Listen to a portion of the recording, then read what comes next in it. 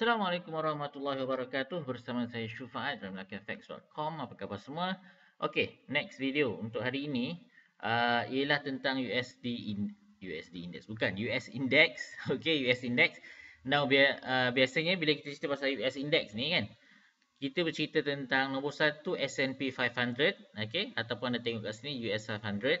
Yang kedua Wall Street ataupun Dow Jones, US Tech ini adalah Nasdaq, Nasdaq 100 companies. Dow Jones ni ada 30. US Fang ni tak semua broker keluarkan lah.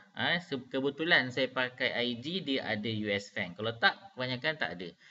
Dan yang keempat ni sebenarnya adalah Russell. Russell ni saya tak trade, so saya tak view sangat lah. So untuk hari ni kita nak tengok macam mana impact sebab kalau anda tahu Biden ni Joe Biden ni, dia ni akan angkat sumpah sebagai US punya presiden on the 20th, Rabu, Khamis macam tu. Okey, dan angkat sumpah ini akan berlangsung dalam satu suasana yang lain daripada yang sebelum. Sebab apa? Sebab ada pandemik, diorang ramai tak dapat datang, tiada sambutan besar-besaran. Of course ada parade, cuma tidaklah begitu meriah. Kemudian ada security threat, sebab baru-baru ni White House diceroboh. So this gonna be something new kepada US punya, untuk US punya history. Okey, dan pada masa yang sama juga, kalau anda baca artikel daripada The Straits Times ni, dia ada tulis sebelum ini kalau katakan presiden baru angkat sumpah, presiden lama semua datang. Okey, tetapi dalam kes Biden ni, siapa nama Muhammad tu, si Trump tak datang. Dia sendiri buat acara farewell dia dekat tempat dia. Wah, memang tak semenggah. So tak apalah, biarlah dia. So pada masa yang sama, kita nak tengok apa sebenarnya impact Biden kepada market. Sebab apa tahu? Ada satu teori ni dipanggil presidential theory, which is untuk 1 tahun sebelum pilihan raya US, kebiasaannya indeks stock market akan meningkat. Election, selepas election kebiasaannya dia tulis itu, dia akan menurun, dia akan 1 tahun tu menurun. So mungkin ada pullback ataupun ada reversal. Most of the time dia adalah pullback lah. Cuma kan dalam keadaan situasi di mana dunia berdepan dengan COVID ni, US sendiri mencatatkan kadar kematian yang tinggi, bagaimana diimpact kepada pelan pemulihan ataupun pelan ekonomi yang diadakan oleh Biden, dan juga macam mana market akan react dengan dia punya plan. Okey. So, macam saya beritahu tadi, ada 4 yang utama, tetapi untuk hari ni kita nak tengok satu je lah. US 500 ataupun S&P. Sebab apa? Sebab dia cover banyak tau, 500 company. Jadi dia punya gambaran ekonomi itu nampak lebih proper. Okey. So, first kali saya tengok dekat time frame weekly, last week sebenarnya ada sedikit kejatuhan dibandingkan dengan sebelum ni. Last week agak merah, dan kalau anda perhatikan dalam tahun 2020, ni dia, weekly. Ini 2020 indeks naik, kemudian dia tergolek sekejap dalam bulan Februari sebelum recover balik March. Okey.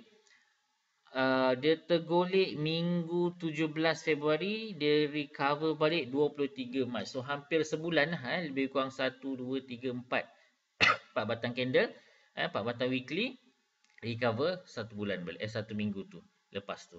Okay, so mungkin kita akan dapat tengok pullback macam ni lagi. Who knows, for those yang membeli stock market US, ini adalah peluang, bila jatuh ni, ini adalah peluang untuk dia orang beli pada harga yang murah. Maknanya dia beli single stock. Tapi ingat, dalam stock market US ataupun indeks US, kita tak kisah pun. Dia turun ke dia naik, kita belasah je. Kalau dia turun, kita sell. Kalau dia naik, kita buy. Okay? So, adakah kita akan dapat tengok pullback sebesar ini? Kita tak tahu lagi. Okay.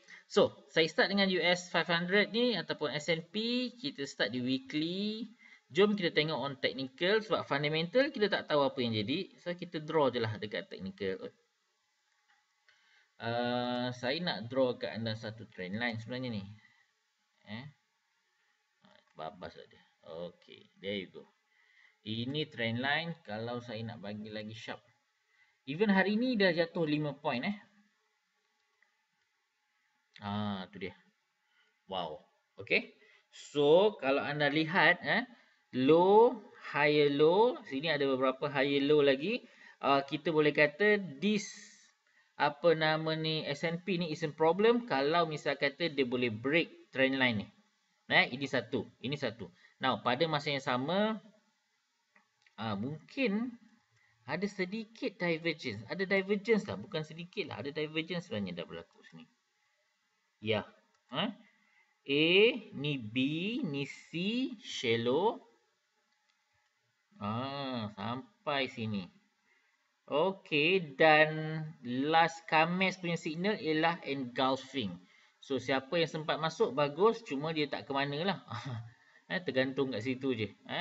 Belum ada lagi major move, pullback daripada chart US 500 ataupun S&P. So, mungkin market participant sedang menunggu big news daripada event angkat sumpah ni. Okey.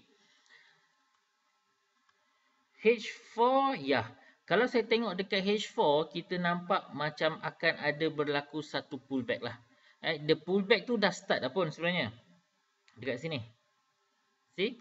Masa candle ni break kan, pullback. So, mungkin kalau dia retest this area, boom. Sampai mana? We are looking at this area lah. Ini next possible area. Dekat H4 boleh nampak lagi. Okay, 37. Bawah 37 ada 3680, 3686. Sini area dia.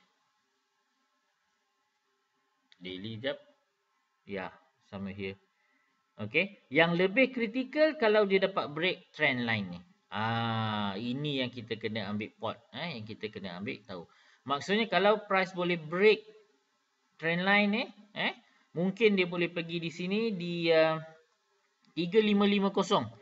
3550 saya ingat ada support kat sini, kemudian ini satu break, ini start daripada sini. Resistance dia. Ini ada area ni. Dia ada area di saya tanyakan dulu. 3530, 3550, okey? Kita tandakan dulu area dia.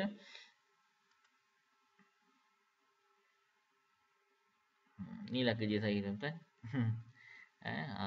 Tu dia, kita markingkan siap-siap. Baik. So, next kita next support is somewhere here dekat 3687, 3686 tadi. Tapi yang lebih penting ni kalau dia boleh break trend line ni. Ini yang nampak pada saya lah, nampak lebih critical. Dekat situ. Kita ada satu high. Ya, betul. Yang dia punya kejatuhan ini somewhere dekat mana ni. Ini pun boleh jadi support ni, tapi jauh lagi kan. Kena break yang atas dulu. Okey. Yang ini next dekat, sebab anda pun jarang-jarang tengok chart ni. So saya tunjukkan. Kalau anda tak trade kan, anda boleh gunakan ilmu ni untuk belajar lah macam ni kita nak lukis support dan resistance. Biasanya saya akan cari tempat di mana dia bounce banyak kali, multiple bounce, multiple reject. Okay. So 34, 3400 point. Okay. So there you go. Ada beberapa support dan resistance. Saya duk perhatikan yang terdekat di sini. Saya tinggalkan satu dulu. Saya tinggalkan di sini di 37. Okay, just nice lah. Okay. 37.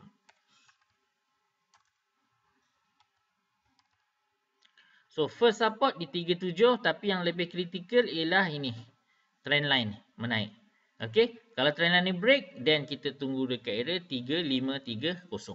Kalau dia break, then bawah ada lagi lah. Tapi buat masa ni macam biasa. Kita tengok dulu. Apa yang terjadi pada 20 hari bulan. Mungkin 20-21 within that punya particular area tu. Okay. Now, anda dah tengok dekat time frame yang lebih kecil. Dekat H4 especially, price dah nampak dah break. Ini tadi saya kata ada engulfing dan ada divergence dekat sini. So ada tak kebarangkalian untuk price ini meningkat semula dan masuk di area ni? Definitely ada lah. Definitely ada. Sebab fundamental ni, macam yang Biden menyakat sumpah ni, kita tak tahu apa jadi. So kalau katakan dia tak turun ke bawah, dia naik ke atas lah. So kalau dia naik ke atas, means ini adalah area resistance. Ini je kerja kita tuan-tuan. As a trader, kerja kita kena marking dulu. Support and resistance ni kita marking siap-siap. Dia nak pergi ke mana tu kita tak tahu for sure. Kalau saya tahu for sure, seronok lah kan. Kaya lah kita. Masalahnya kita tak tahu for sure. So kerja kita ialah kita buat analisis. Kita buat analisis. Okay. So kalau katakan price naik ke sini, tapi kalau saya tengok momentum still tidak menyebelahi, mungkin ini adalah tempat yang cantik untuk kita sell. Mungkin so kita kena tengok. Tunggu news besar, tunggu selepas apa nama ni, angkat sumpah daripada Biden nanti. Okay guys. So hopefully boleh berguna kepada anda. Kalau anda tak trade S&P, tak trade Wall Street, tak trade US Tech, tak trade US Index, no problem. Tapi belajar macam mana cara saya marking support and resistance, apa yang saya perhatikan. At least buat benda tu. Okay? Terima kasih. Kita jumpa lagi. Assalamualaikum warahmatullahi wabarakatuh.